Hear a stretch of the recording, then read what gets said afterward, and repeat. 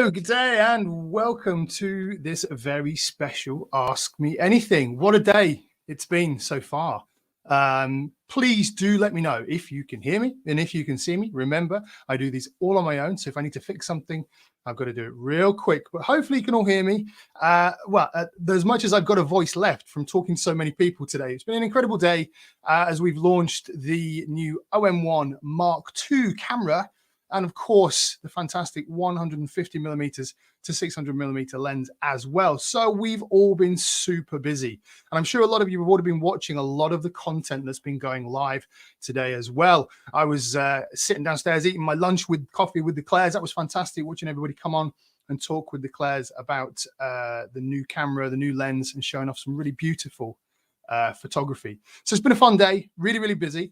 And here we are at the Ask Me Anything tech session, the English session. The rest of the tech team are doing similar sessions in their regional languages as well. So keep an eye on those. If you've got, if you know any of the languages that are being spoken by the rest of the team, jump in on those as well.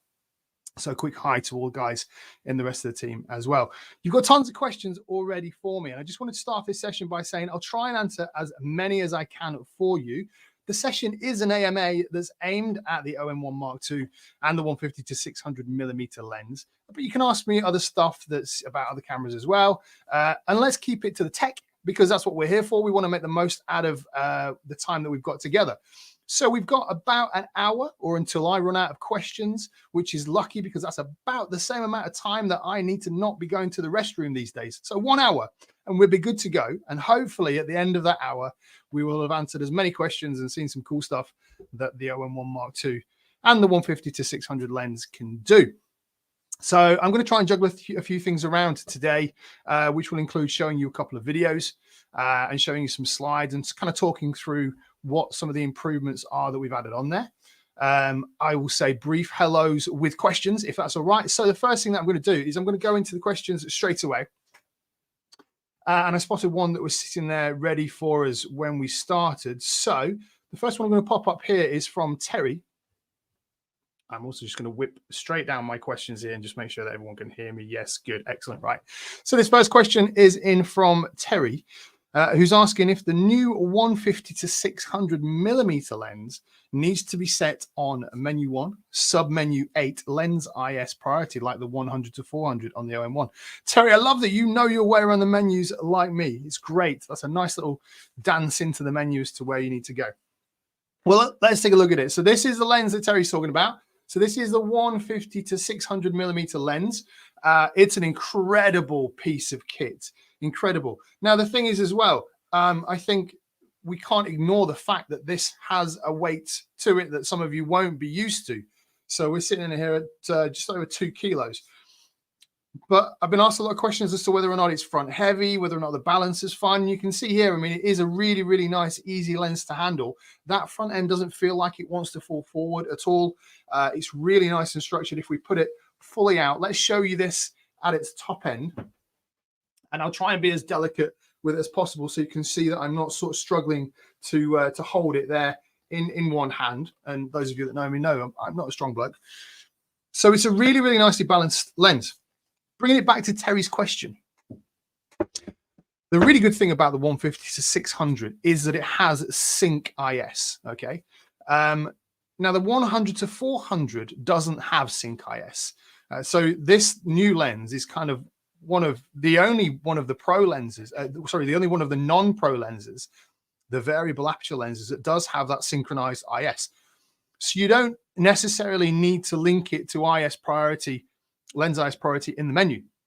What you're going to get from this 150 to 600, and we'll talk a little bit about it later on in the session, is that you're going to get 2 different levels of stabilization when this is on the OM-1. You're going to get 6 stops of stabilization when it's at its widest point, and you're going to get 7 stops of stabilization when it's at the telephoto end of the zoom. So it's huge leaps and bounds above what you get with the non-sync IS 100 to 400. And of course, there would be a difference. There's a difference in the design of the product. There's a difference in the way that it's been built. And of course, the cost, you know, which is sometimes a lot of what it boils down to. It is a more expensive product, and it is expected to do a better job performance-wise and handling-wise than the 100-400, which is a great lens anyway. So hopefully, Terry, that answers your question just there. Let's see what else we've got. Loads of people in today. This is really, really good. Dinah's in, looking to see if the OM-1 Mark II is for you. Hopefully we'll answer that question throughout this. We're going to keep it really nice and positive. And we'll say straight out, we're all trying to do different things with our photography. And that's really important to remember. So when people come and say, it's not for me, it's fine. You know, that's absolutely okay. We know that each camera and each product and each lens isn't going to be for everybody. So hopefully the information and the content that we put out will just be a really nice kind of positive shout out to what is available. And then people can make lots of choices from an informed perspective then. Okay, so here's a good one. Let's have a little look. Kalkamar, hopefully I said that properly. Is the dog AI AF improved or bird only? How does it perform in low light? I'm mainly interested in eye detection performance, so it would be nice if you could discuss this one especially.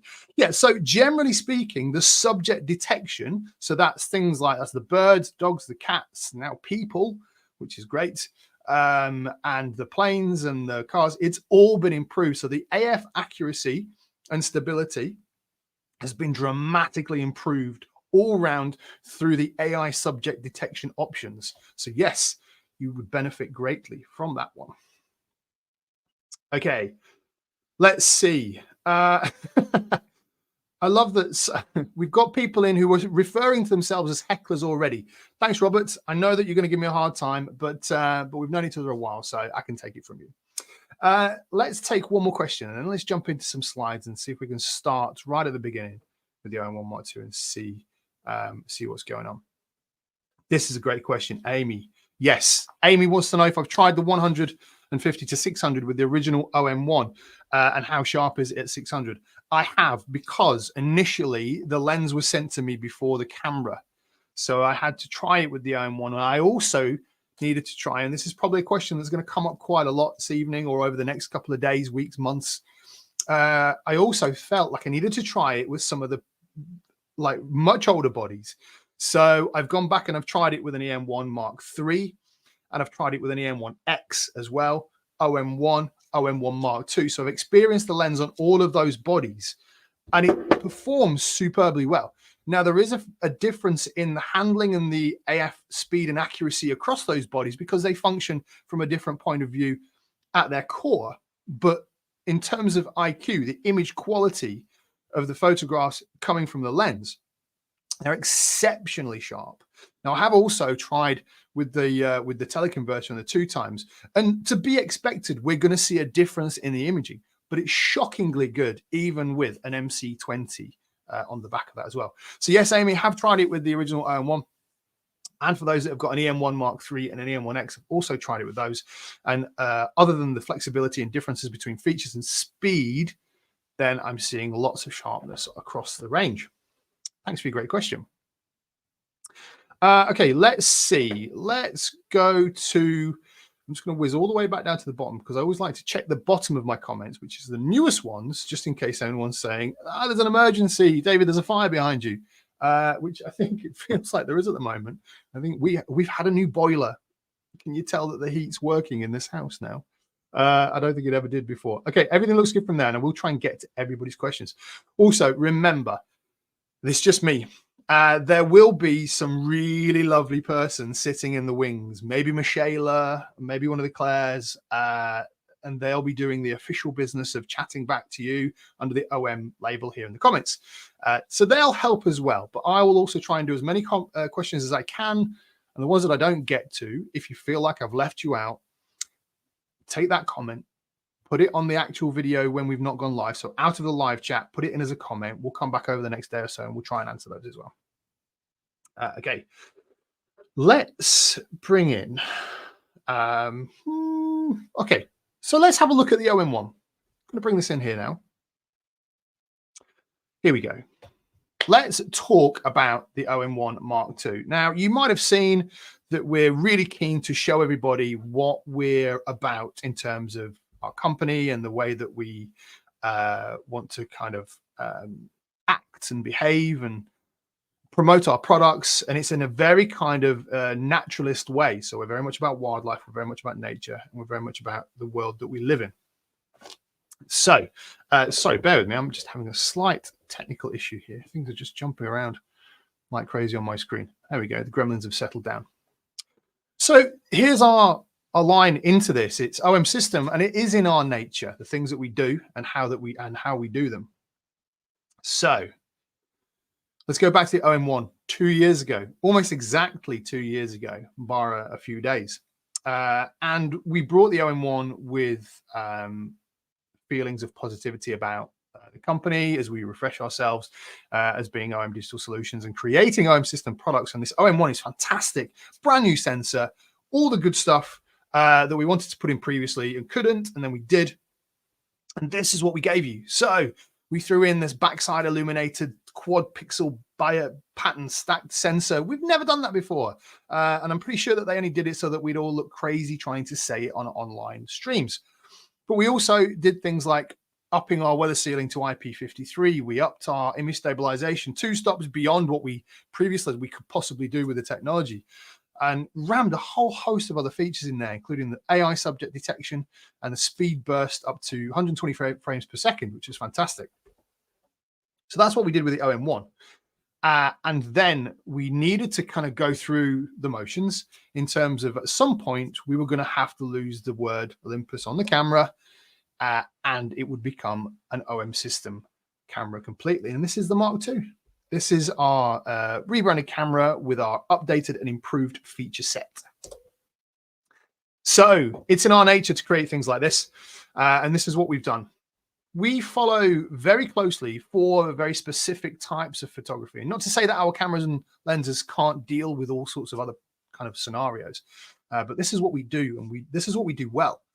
Birds, wildlife, landscape, and macro photography. And we're going to just sort of pick these apart a little bit and see what we can find in terms of the new product. Hovering in the background there with the flowers, one of our ambassadors, Andrew Fusek-Peters, who has been very active today, showing off some of the stuff that he's done on the new camera with the new lens. Okay, let's talk about birds and wildlife. Petra Bambusek has said that it's ticking all the right boxes. You know, it's making a massive difference. Improvements on the original new flagship is what he said. And of course, Brooke, with her amazing photographs as well, spending lots of time with the camera and taking some beautiful imagery. So we've made sure that all of our ambassadors have been able to get some hands-on time with this and really kind of see what the products, both of them, can do.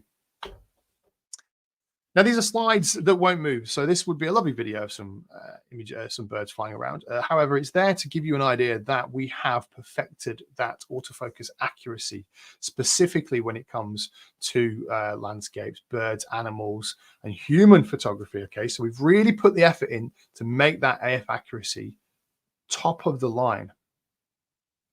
And what we've also done is we've added in that human detection. Now, some people today have been saying, well, you know, you had face detection before. Isn't that kind of the same thing? And really, I suppose in a way it is. But the way that human detection works is that it can see people from the back. So it's not looking for 2 eyes and a nose and a mouth. It's looking for an actual physical person shape and then seeking out the head, the face, etc. So we've added that in, as well as making sure that our bird and animal detection has been really, really tightened up. We've also improved the singular selection of a subject within a group. So, for example, we've got all these cormorants sitting on this rock, drying off, probably after going fishing. And there's a lot of them, and the camera can see all of those birds, and it will give us little gray boxes around the birds that it can see. And then it'll give us one white box with double-edged corners to say that's the one that I'm currently thinking about focusing on when you press your focusing button, whichever one that may be. Now, sometimes we want to be more specific. We want the left bird, the middle bird, or the right bird. So selective group, selective subject connection is what's happening here. And we can show you ways to do that now with the subject selection button. So you press and hold a button, nice and easy, and start clicking away on that dial, and it will click through the different subjects within the frame until you settle on the one that you want. Now, we previously had something similar to this with face detection, and it was picking the one face within a group of faces that you wanted. So we've now further applied that to everything else. Now, what's really important at this stage to say is that when we add things in, we don't necessarily always have the space to do that on existing models. So some models need more internal memory, and that's what the OM-1 Mark II is bringing to the game today. So we've added a lot more internal memory so that we can add more features or expand those features. It's about having the space for processing. So what we used to do is we used to create cameras that would have a little bit of space left in there, and then we could kind of top them up. And the problem is that the more complex our procedures get, the more space they take up. So the OM-1 Mark II has all the extra space that those computational features need. We've added improved blackout. So I think if you remember a couple of years ago, we brought the OM-1 in, and we got some questions from people saying, we've got blackout free shooting at 25, 50, 120 frames per second, but why do we not have blackout free shooting at those slower frame rates, which actually I feel more confident with?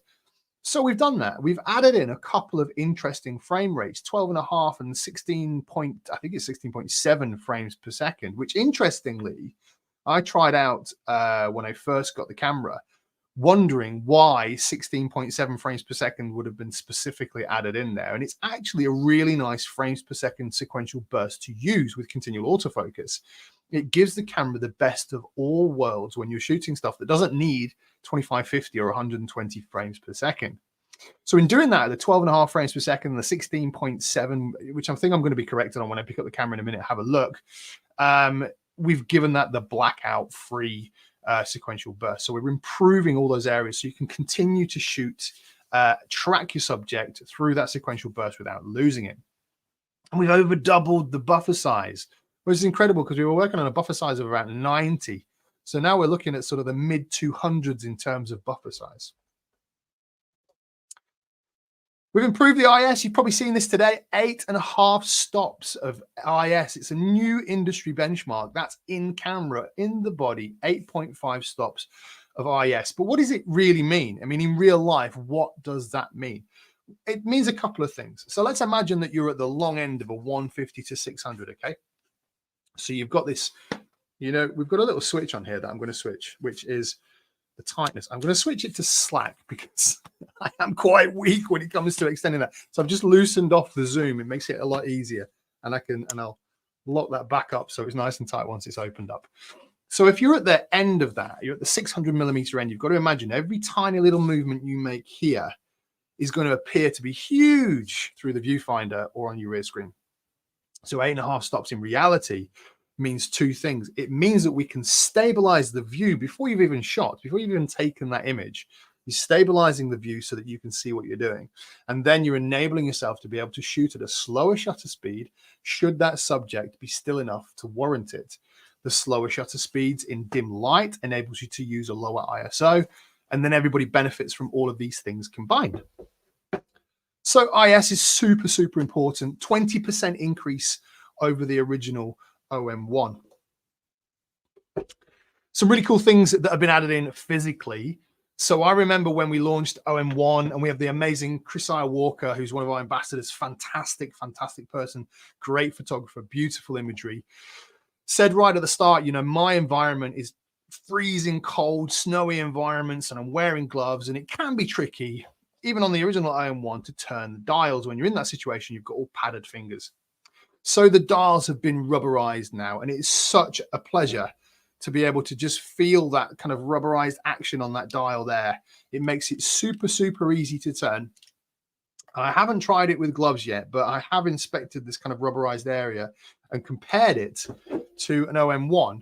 And if I kind of just brush my finger across the dial on the OM-1 like this, there's no movement. I do definitely need to exert some pressure downwards to turn that. And it's nice and easy from that point of view.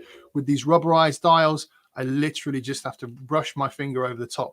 So with gloves, super, super easy to get those parameters dialed in when you're out there. Then the other thing that we get asked about a lot, or got asked about a lot, was why can't we assign the menu button to somewhere else? Because if I'm holding a big lens with my camera and I need to let go of that lens to hit the menu button because I can't reach over to the left-hand side with my right hand to do that, it's a bit of a pain. So you can now assign the menu key, which is on the left-hand side of the camera, over to the delete key on here. So the trash can icon on that side in red can be reassigned to be your menu button. So everything that you then do can be from a right-handed perspective. Please don't hate me if you're a left-handed shooter, because I'm a left eye shooter. So I kind of feel your pain when we're talking about, you know, handling and things like that. So rubberized dials and the ability to change that menu key, which is fantastic. Let's just wrap up this kind of bird and wildlife section of it, really, in a nutshell. We've got still pro capture and sequential shooting at 50 or 120 frames per second. That's specific to the lens. We will get asked the question. The 150 to 600 millimeter is not compatible with 50 frames per second, as it's not a pro lens. So 50 frames per second sequential or SH2 shooting in normal or pro capture is reserved for a select pro lens series. This is not one of those. So you'll get by default 25 frames per second in CAF, but you will still be able to achieve 120 frames per second in first frame lock. Perfected that blackout free sequential shooting. The AI subject detection has been tightened up so much. We've added in that extra stabilization, so 20% more to 8.5 stops. Here's the buffer figures: 213 raw shots at 120 frames per second, or 256 at 50 frames per second. That's a huge add-on extra. Before we go on, and I'm going to tell you because it's not in the presentation, but it's really, really important to tell you this. When we talk about improving the buffer, we want to think about why we want to do that. And I always think about pro capture, because pro capture takes a huge amount of images. It's capturing images before you fully press the shutter to release that exposure. And previously, up to the OM-1 Mark III, we were buffering up to 35 images before you press the button, and then the rest up to a total of 99. Then we came along with OM-1 and we could buffer up to 70 images, and then the rest of up to 99 in total. And you can, you know, play around with those figures as much as you like for pre and post shots. With the OM-1 Mark II, you can do a full series of 99 pre-buffer shots, which means that when you press that shutter, every single shot that you've collected would be before you even press the shutter. So that means if you've got a really poor delay, then you can collect all those up. But up to 99 pre-shutter buffers with Pro Capture, which is fantastic. Your lovely rubberized dials and the ability to put menu key on the delete key. Now, I'm going to pop that out for a second. It's very warm in here. I could feel the heat creeping up before we even started. So I had to just give up and embrace it. There's a lovely hot radiator behind me, but we haven't quite figured out how to work our boiler yet. It's brand new. The other one blew up. Let's take a look at some of your questions. So let me, this bit sometimes can take a while. So I sort of say hello to people as they go along. Oh, got one close. Hi from Cambridge in the UK. Oh, I could have thrown you a paper airplane with the answer to this question on. You're so close. Are there any improvements to the video quality and CAF performance? Yes, there are actually. So in terms of subject detection, those the kind of all the ideas and physicalities behind that are also applicable in video. The AF accuracy in general has been improved, and we do have subject detection button sequences for both stills and video as well. So yeah, CAF performance has been improved through video, and there are some other video things as well, some small things in there. Okay, let's go through. Hey, Kevin in Bavaria, fantastic. Can't repeat some of the stuff that Mr. Robert's saying, so we're just going to leave those in the comments for now. Dave in Seattle, grand, loads of hellos. You're all fantastic. Thank you for coming in and saying hellos. 628 of you. I'm honored, honestly. It's a huge amount to come in and listen to me waffle on about tech. Let's find a question, and then we can. Oh, here we go. Here's a good one. So Bob, hello Bob.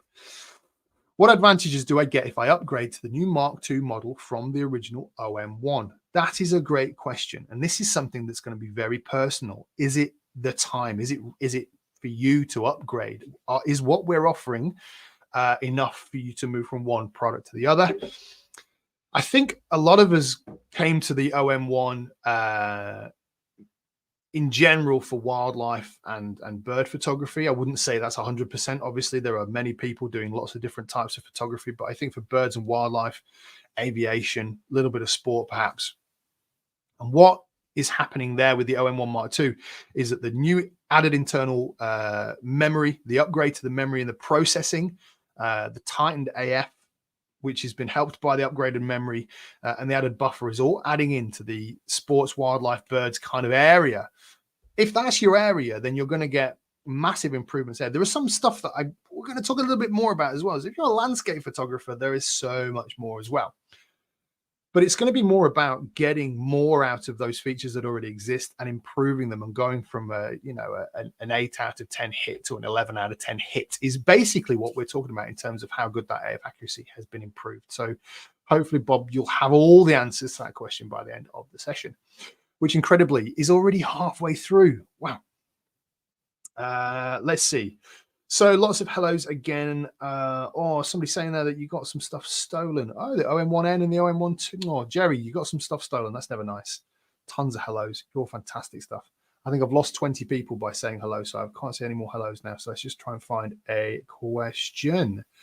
Let's have a look at this one. I haven't even read it all the way through. That's dangerous, isn't it? From Paul. Let's get my squeaky chair into the scenario. Hi, David. Will my Panaleica lenses 200 f2.8 and 100 to 400 be limited to 25 and not 50 in SH2 on the OM-1 II, even though they can operate at 60 frames per second on the G9 II? Yes, they will. Sadly, it is a fact. And also OM and Olympus lenses, some of them are limited to 25 and not 50. And that's a quality control topic. So in order to maintain the continual autofocus at 50 frames per second, the lenses have to be capable of functioning in a specific way. Panasonic will have highly tested their 200 f2.8, their 100 to 400 on the G9 II, and said, yes, we are pretty cool about this running at these high speed frames. We can only guarantee our lenses that have been through the testing process. And as such, some of them we don't guarantee, so therefore we don't make them compatible. We would rather know that you would get 100% success and performance with a lens than tell you, well, 20% of the time it might work at that level, and then 80% of the time you might be writing as letters saying you think you've got a problem. So that's kind of where it goes from that. Panasonic do the same thing as us. We want to guarantee quality in the areas that we know that it will work. Now, your 200 f2.8 and your 100 to 400 PL lenses will do 120 frames per second, but in first frame lock. And that's really useful for things like feeder points, zone focusing, and things like that. So you've still got lots and lots of action to have out of them as well.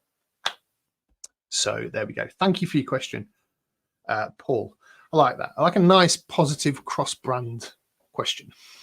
Let's see. Okay, Trevor, let's see if I can get to grips with Trevor's question here. Has the mechanical shutter for continual autofocus increased, or has the electronic shutter improved to reduce the rolling shutter? I'm just going to try and pick this apart a little bit. So has mechanical shutter for CAF increased? I'm not sure I completely understand that part of the question, Trevor. So there's been no changes to mechanical shutter, no speed changes. The CAF in general, which is an on-chip contrast and phase detect system, that has been improved globally. Okay. I should be careful about using the word globally, shouldn't I? Or has the electronic shutter improved to reduce the rolling shutter? So the readout speed, which is what would be directly responsible for rolling shutter, has not changed. However, the readout speed of the OM-1 anyway was pretty high. Until you look at things like global shutters, rolling shutter is inevitable, but it depends on what the readout speed of each camera is. So each camera has different readout speeds, each level of camera, each model, let's say.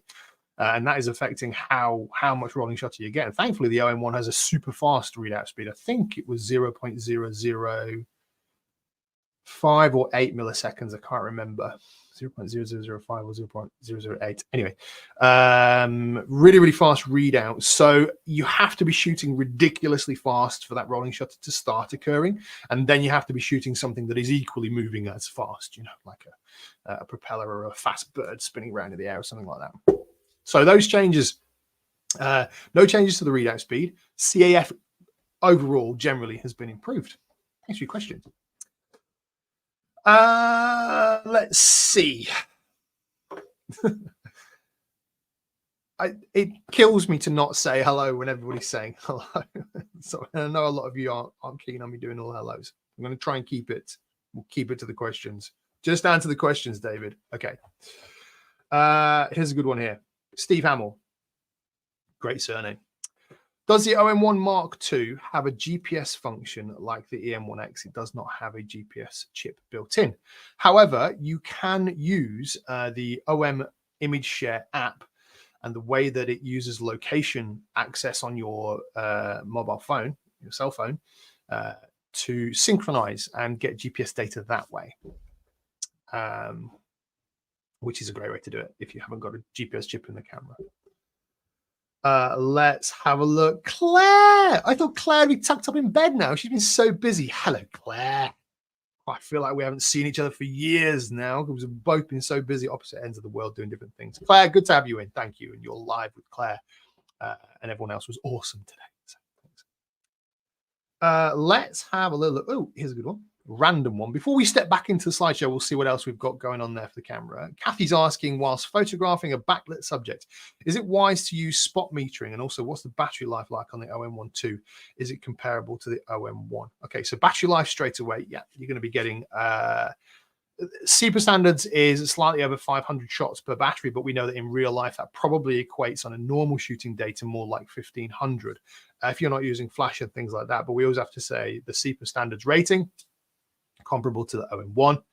And when you're shooting a backlit subject, yeah, absolutely spot metering or center weighted, depending on how big the subject is in the frame. If the subject's kind of this big in your frame and it's all backlit over here, then you can use center weighted. But if the subject's teeny tiny, then spot metering is absolutely perfect. Really, really great for people.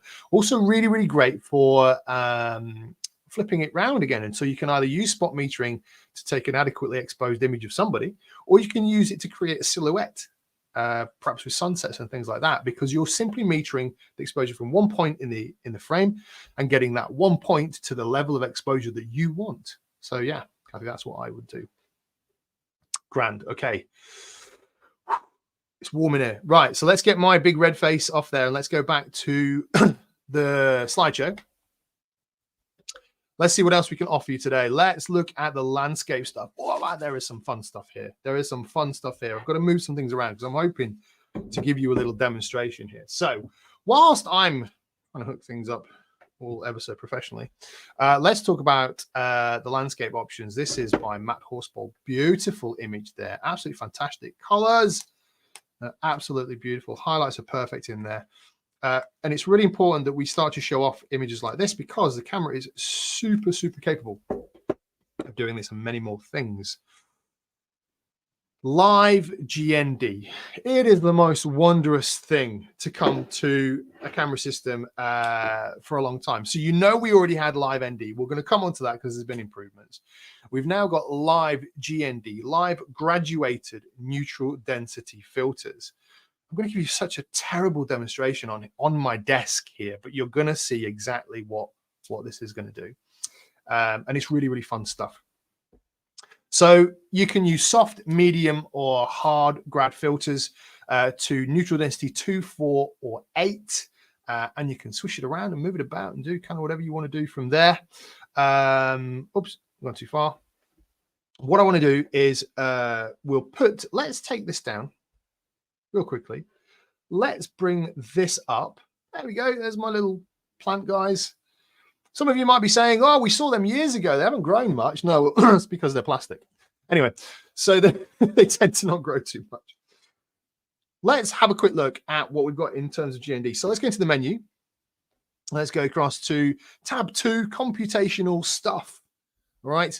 And we've got underneath live ND shooting, we've got the live GND shooting. Now, you know what's really cool about live GND? Previously, all of those of you that have used live ND in the past will know that you have to be in manual mode on your dial, on your exposure dial, or shutter priority. In GND, you can be in any of them, M, S, A, or P, and you can use your graduated neutral density filters. So let's have a go at this. Live GND, let's turn that on. We've got GND 2, 4, and 8. So 1 stops, 2 stops, 1 stops, 1 stop, 2 stops, and 3 stops. Let's go for 3 stops. We have a soft, medium, and a hard. I'm going to put a hard on so that you can see the effect that it has. And then the filter auto rotate simply means if you decide you're going to take a portrait orientation shot, it will just switch it up so that the line is still horizontal, if you know what I mean. Anyway, so let's go to that and let's go back to our live view. There we go. You can see there you've got this kind of like half and half thing that's going on there. And we can move this up and we can move it down with the arrow keys. And we can find a central point that we were. This is a pivot point. So that little cross that's moving over there, that's our pivot point. Because if I then spin my front dial, I'm pivoting and angling it from that point. Okay. Now, I've proved a point there by having a hard grad. Let's go to a medium grad. Oh, we can't really see much difference. Oh, I know why we can't see much difference there. Let me let me just pop that up a little bit. I'm going to turn it off a second just so that we can get some better shooting conditions. Let's go. Here we go. That's better. We'll overbrighten it a little bit just because it works better that way. Okay. It's going to do the same thing to me anyway. There we go. Right. So this is our medium grad. And we've moved our pivot point with the arrows.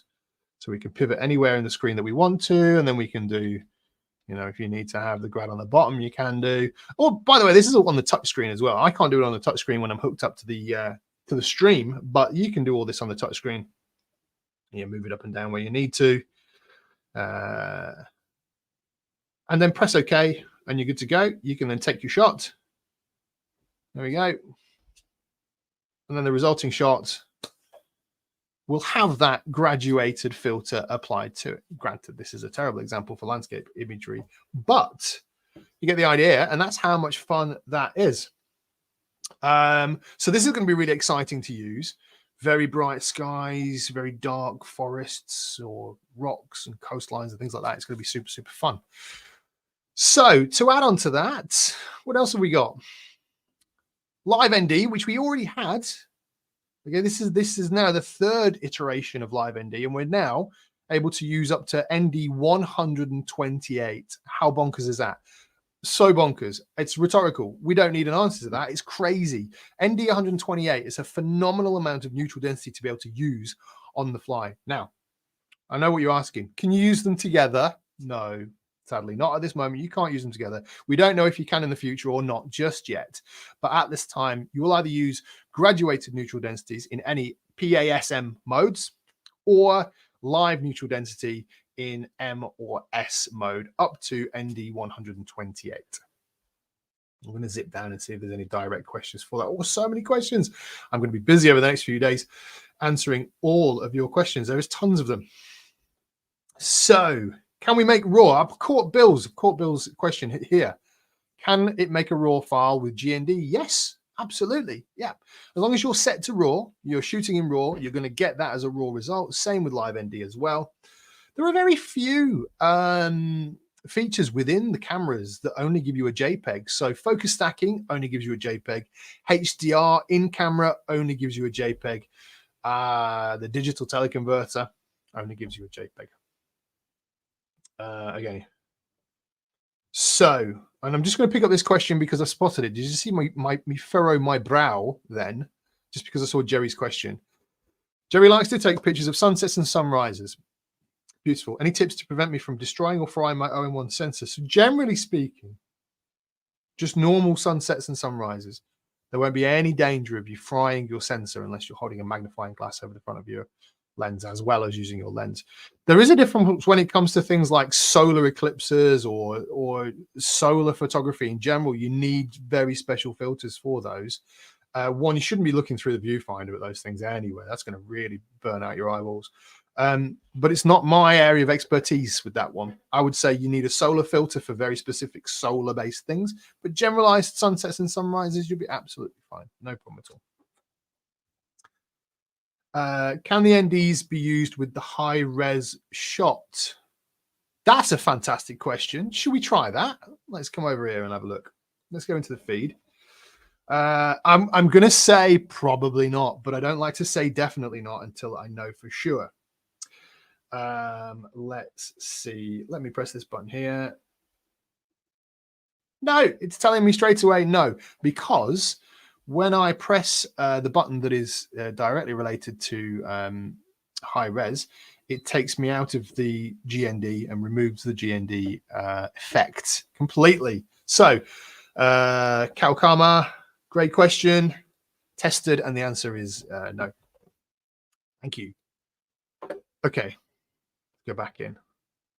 We might run over a bit today. That'd be all right, wouldn't it? No one's on next. Don't know. Maybe. Let's see. Let's see how we go. Oh, look at these beautiful, beautiful use of live neutral density. I love images like this. Just really nice, kind of silky, smoky water. I've just spotted Ben saying, Ben at the Narrowband channel. Hey, Ben, there's a big eclipse coming to the USA soon. So if you want some tips, head over to Ben's channel, the Narrowband channel. Good stuff.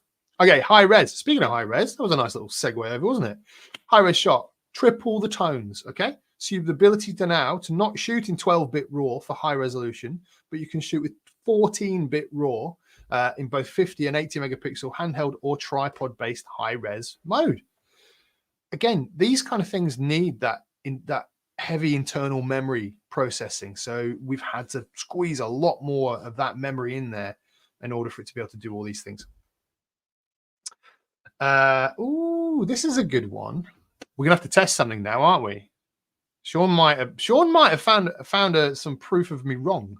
The website says that grad and ND can be used together except in high res. Who's got it right, or am I wrong? Let's test it. I do like to be wrong because it helps us learn. So let's oh, come on then, Sean, let's try this while we're here. Let's turn the high res mode off. Let's go ahead and switch live ND shooting on, and we will shoot live ND at 32, ND 32. And then, oh my goodness, sir, you are very correct. You are winning at life, Sean. I've given you some bad information and you've corrected me, which I love. So it seems that on here we have, and we'll be able to find, yes, there we go. If we move that, you can see how slightly blurry that is. That means that there is an ND effect at play in this bottom section here. So if I was to improve that, maybe not. Maybe not. No, I think what's going on here, and we'll need to correct that on the website, Sean, and I'm going to pop that up. Oops, gremlins in the works. So it looks in the menu where normally we would see a grayed out item. You know, if you switch one thing on and it's not compatible with the other, it would gray out that item. That's not happening. But I'll do a little bit of digging into what's going on there. So we'll either check the website and see if it needs correcting, or we'll check if I'm doing something wrong here.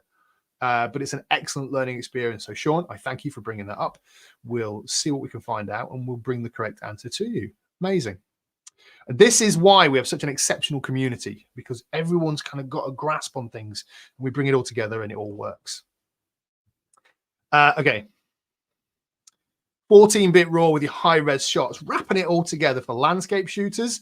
You've got your live GND up to ND8. You've got your live ND up to 128. We are yet to confirm whether or not those are working together. Thanks, Sean. Just give me so much more work for the rest of the night. I don't mind. We've got live composite, which we've had for such a long time, but it's a very, very cool long exposure stacking kind of feature. Again, in RAW. High-res mode for landscapes, okay, up now up to 14-bit. RAW's Starry Sky autofocusing system. You could use focus stacking for your landscapes as well. And of course, everything's lightweight, so you're carrying a lot less weight than you would do on other systems. I'm a bit iffy about this section, you know, because for macro, the system's already fantastic. It's already like the pinnacle of macro capabilities, and combined with things like the 90 and the 60 and the 30 is a brilliant macro lineup. There isn't much else that we could make better. However, high res mode, getting those 14-bit RAWs, we can use that. The added stabilization at 8.5 stops is very, very useful. And of course, already have focus stacking, focus bracketing, and the ability with the 90mm to shoot up to the equivalent of 4:1, which is bonkers. And I love it. And I don't know what I was thinking, wanting more out of that. And I saw Ethan was in here earlier. I'm pretty sure Ethan asked for high res in focus stacking or something or other. Yeah, not at the moment. I know. We have to put 12 more memory chips in it. But there we go. So that's our macro stuff just there.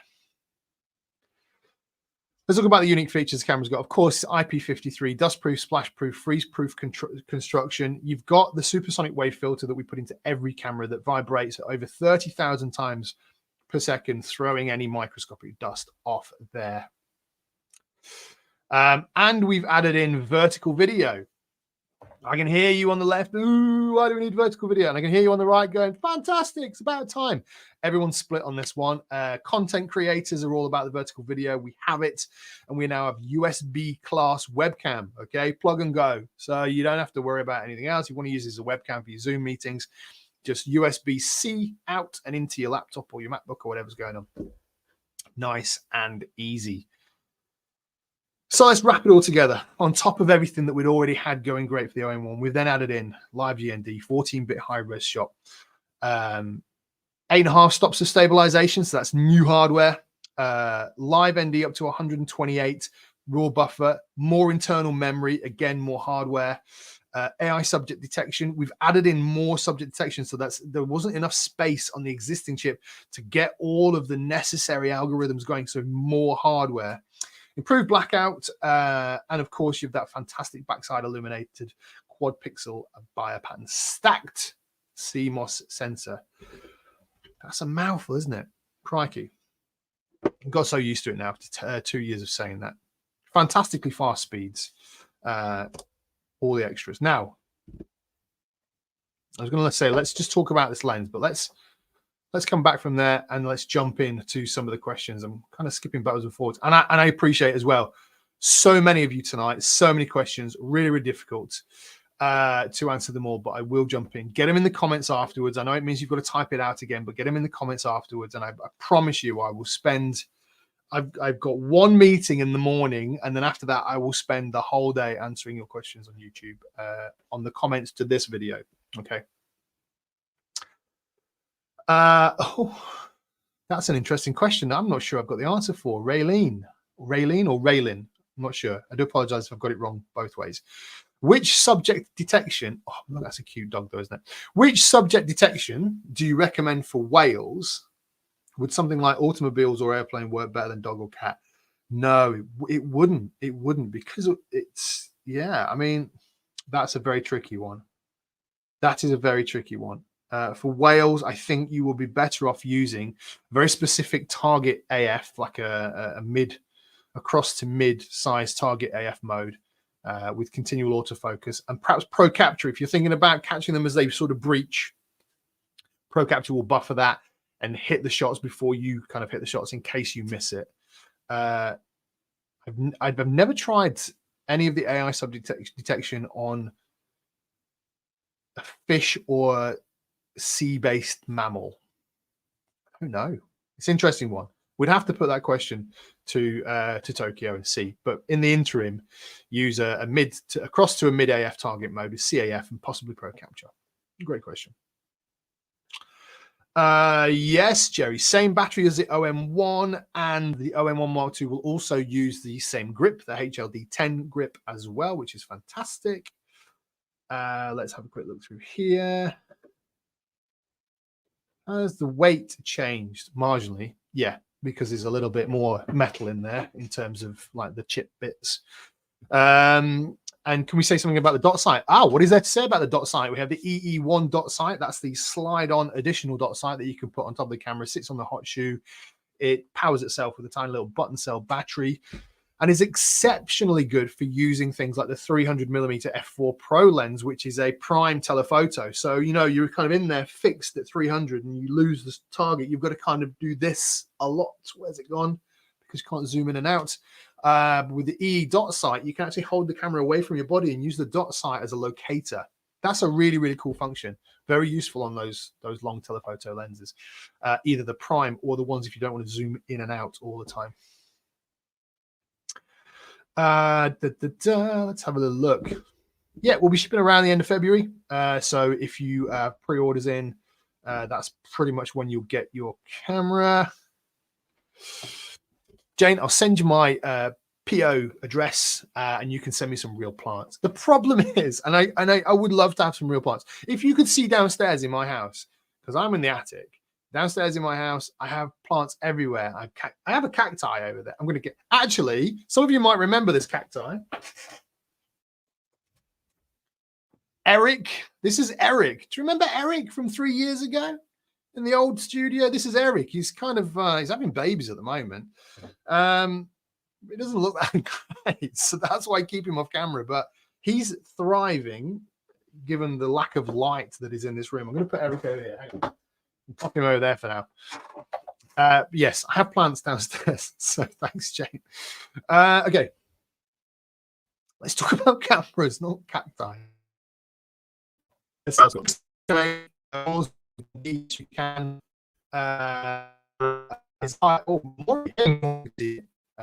Can't get your question up for some reason. There we go. Still there. Okay. The same as usual and what faster than a buffer. Usually faster. Yeah, I tried some high res stuff today actually, and it did feel like it. I mean, we'd already brought it down to just about 5 seconds, and it felt like it was quicker for sure. Okay, let's pop that one back. Yes, lots of people asking. Live GND does work with RAWs, which is fantastic. Let's see if we can have a quick scream down the bottom. Yes. Tor, Eric.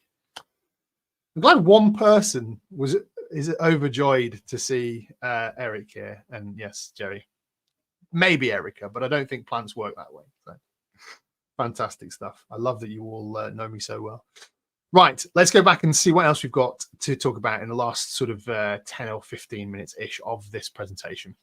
We've lost a few of you. Probably, well, it's dinner time here in the UK, so everyone's gone off for a pie in the UK, and everyone's just waking up everywhere else in the rest of the world, or just going to bed. Paul's just waking up. I appreciate that. Right, let's talk about lens. 150 to 600 millimeter. Yeah, we kind of did have it here. I'm going to pop some things to one side. We'll switch on an overhead camera so that we can get a better look at it. There are just some things on top, just marginal, tiny little, very cool buttons to look at, but we'll take a look at that in a second.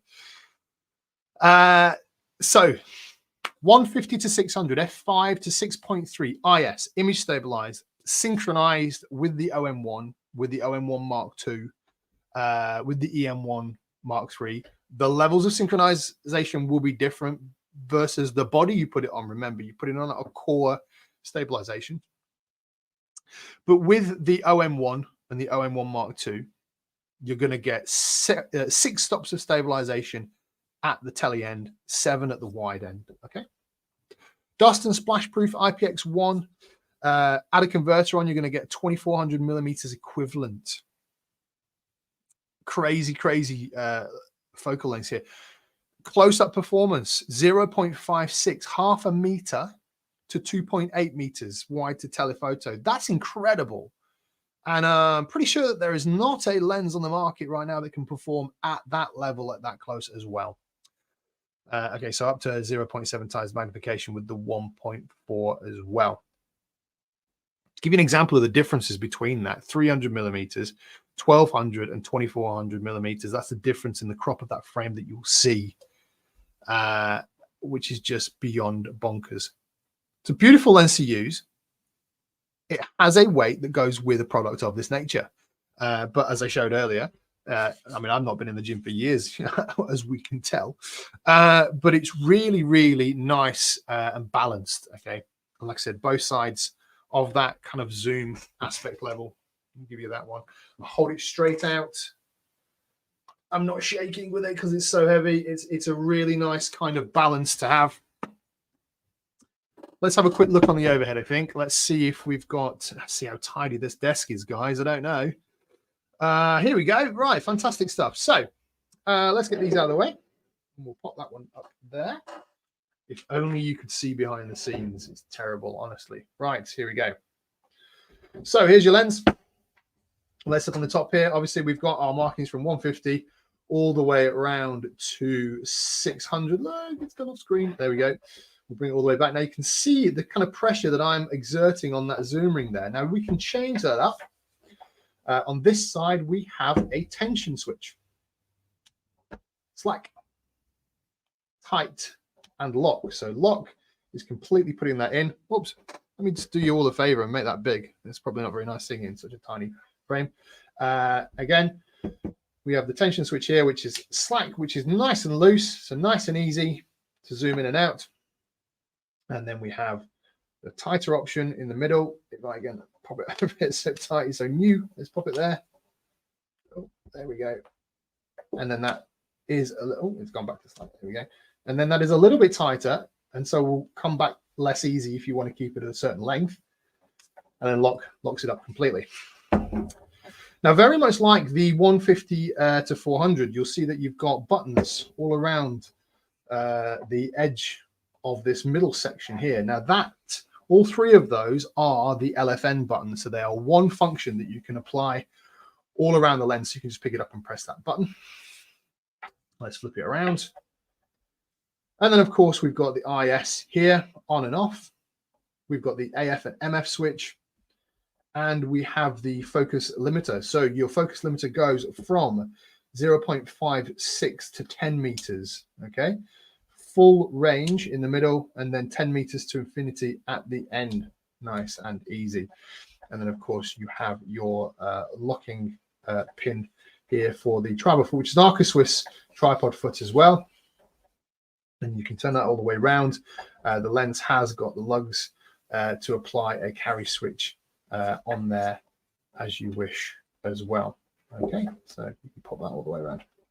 Tighten that back up and pop it down there for you. Give you an idea. Let's pop that at the back so you can kind of see roughly the kind of length and size that that's going to be.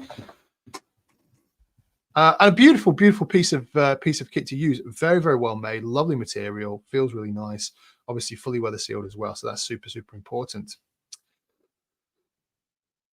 Now, a bit of an update on everything that we've kind of looked at today, and then I'm going to try and pick up some more questions before I have to go. So we've added in human AI detection for the OM-1 Mark II. The birds has been massively altered, but general AF accuracy across the AI subject range has been improved. We've added in that 12.5. Oh, I was right. 12.5 and 16.7 frames per second blackout-free sequential shooting. It's interesting, honestly. When you get a chance, have a go. 16.7 frames per second. Very interesting shooting rate to use. JPEG and RAW buffers have been more than doubled in there. Your IS has shot up to 8.5, and we're shooting live ND up to 128 as well. Up to 14-bit RAW in high-res shooting. We've added in the vertical video, the USB-C video class, which is also USB audio class as well. Right-handed menu operation if you want to. Don't forget, we've also, things that we haven't really talked about, I haven't really shouted about so much, Pro Capture improvements as well. So you've got a full 99 buffer pre-shot range in there for Pro Capture as well. An all-round, far more accurate shooting experience. So let's have a quick look in the, I'm going to go all the way back down to the bottom of the comments and go backwards, and let's see. You've all been really nice today as well, so thank you. I appreciate that. It's all too easy to get mixed up in a lot of different things, but as we're all friends, it's been lovely. Bill would like a black hood for the white lens. Interesting. I'll feed that back. It's an expensive lens hood. Is that one? The old 150 to 400. Is it a 95mm filter size? I have to refresh my memory. I'm going to say yes, it is. Yes, it is. I should know some basics like that, shouldn't I? It's been a very busy day, as you can imagine. Chuck's asked, can the 150 to 400 use teleconverter? Yes, absolutely. Put on the 2 times or the 1.4 times. So that's the MC14 and the MC20. You can use both of those as well. And yes, it comes with a hood. I've got the hood down there somewhere. It does come with a hood. Let's see. Alan, is focus stacking any faster? And if so, how much? Same question, high res. Yeah, I mean, it feels faster. It's not been officially marked as a faster process. probably because it doesn't hit enough of a difference to be marked up as a faster process, but it felt faster. Focus stacking again felt faster as well. I actually tried focus stacking today on the 150 to 600. It was incredibly quick in terms of the process of getting the shots, and it did feel marginally faster on the processing end at the finish point as well. So I feel that there's been improvements, but we've not officially marked that up because probably it's not been enough to say yes, there is. But that added internal memory is always going to do good things. Adam Favor is in the house. I'm not going to put some beautiful comments saying very nice things about me, Adam, but I do get embarrassed, so I'm not going to pop that one up. But I appreciate that. Thank you so much. Okay. Lindsay was saying there's something wrong with the buffer and sound. It might have been a little bit earlier. Actually, I felt that something was going on, but hopefully it's a little bit better now. Okay. Stuart's saying we have an OM-1 Mark II and a 150 to 600 on show at the photography show. So this is the UK photography show that's going to be in March. TPS at the Birmingham NEC. Yes, we will. It won't be on show. It'll be there for you to get your hands on and play with. I'll be there. The Claires will be there. The people behind the scenes will be there. We'll all be there doing fun things. So see you there. Okay. So what I quickly wanted to show you as well is I've got a couple of videos. I know we've hit the hour, but I'm going to show you anyway. So I've got a couple of videos I wanted to show you, and hopefully I'll be able to talk through here. So I want to show you the subjects video. So you can lock onto your AI subject by utilizing a button. You can see here in this video that they have added in the AEL button to be the press and hold to lock subject. So you press and hold that button and you turn the dial to find the subject that you want to lock onto. Once you've got the subject, you release the AEL dial and it will lock onto that one, and it's not interested in anything else unless you change it, despite the fact that this bigger bird in the foreground is sort of moving around and saying, hey, look at me, I'm a bird. You know, shouldn't your subject detection system be looking at me? It doesn't, because it locked on that one further back in the background. That's a massive improvement on how subject detection in itself works anyway, and really fun to use. I've been using it. We've got an old flour mill just across the road here, so I can open up these windows in the attic and kind of shoot through you know, 1,000,001 different species of pigeons. But it's a great way to trial things like that, and it worked really, really phenomenally well. So that's the one of the things that I wanted to show you. And I also wanted to show you that we've added in the ability to choose the subject detection from the super control panel. So previously you would have had to have assigned a button or go into the menu to do this, but now we've added the subject detection button into the menu. You can see here you pop on the super control panel by pressing OK, and it's there in the middle of the tiles. You can zip your way down, and from that point, nice and easily, you can cycle that front dial, or you can go into it with the OK button and change, very, very simply change your subject detection subject, which is brilliant. It's just ease of use and making things a lot better and ironing up all the edges and enhancing that that user interface to work as best as it can work. And there's a huge amount of kind of small things like that that really are going to be making the difference for this OM-1 Mark II. So look, there's tons of other content that we're going to be releasing over the next kind of days and weeks on OM-1 Mark II around Europe, the US, and the UK. The team are going out and doing first look events. I'm out on Saturday. I'm going to be, if anybody's around Watford in the UK on Saturday, come and see me in Watford. And the rest of the team are going to be in different places. The European guys are going to be all over the place as well, working very hard to get into all their retailers and show off this camera and lens. So if you've got somewhere near you that's going to have one of the team in, go ahead and go and find them and take them a coffee and play with their camera. I'm sure they'll appreciate it. I know that I don't always get to answer all of your questions. You have had tons of questions in here. Okay, so it's really, really difficult for me to kind of go through that and stay on topic. We could be here all night, and then we would just be left with like 12 of us in the room just chatting about cacti and the need for real plants.